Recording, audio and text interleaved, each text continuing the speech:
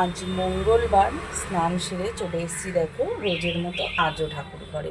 আর আজকে দেখো কি সুন্দর বেল ফুলের মালা এসছে, তাই দিয়ে গিরিশোনাকে আর রাধা মাধবকে পরিয়ে দিয়েছি মালা, আর সুন্দর করে ফুল দিয়ে সাজিয়ে দিয়েছি। আর আজকে দেখো ফুলের মতো সুন্দর একটা জামা গিরিবাবুকে পরিয়ে দিয়েছি। কি দারুণটাই না লাগছে আমার সোনাকে, দেখেছো কি সুন্দর করে ফুল দিয়ে সবাইকে সাজিয়ে নিয়েছি। সবাইকে দর্শন করো।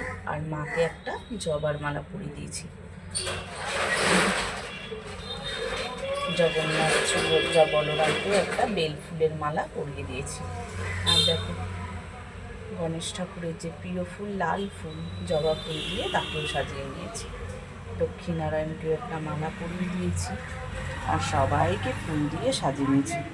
সবাইকে দর্শন করো, প্রসাদ দর্শন করো।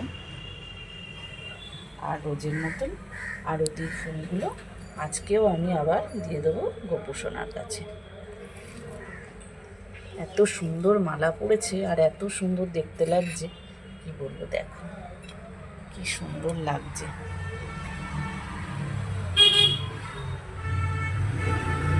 কখন বসেছি জানো ঠাকুর ঘরে, ফুল দিয়ে সাজিয়ে মালা পরিয়ে বেশ খানিকটা সময় লেগেছে।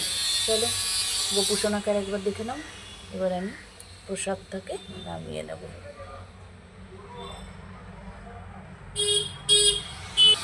পুজো সেরে চলে আসলাম, আর এই যে আজকে পড়েছে টিফিন বানানোর দায়িত্ব ওর।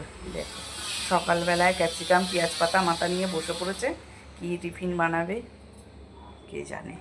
তো বাবা বলছিল মুড়ি জল খাবে, রাত্রিবেলায় রিচ খাওয়া হয়ে গেছে, বলেছে মুড়ি জল দিতে। রিচ খেয়েছে, হজম হয়নি খেয়ে নাকি। 12:30টার সময় রাত্রের খাবার খাচ্ছি, হজম হয়? আমারও তো কেমন হচ্ছিল। তা মুড়ি জলটা দিয়ে দিই বল, তারপরে দেখবি যেই বানাবি ভালো খাবার তখন বলবে মুড়ি জল খেয়ে ঠিক হয়ে গেছে, আবার একটু দাও। চলো তাহলে আমরা এখন টিফিন বানাই। চা হয়ে গেছে, চা খাওয়া হয়ে গেছে, এইবার হবে টিফিন। চলো এখনকার মতন টাটা।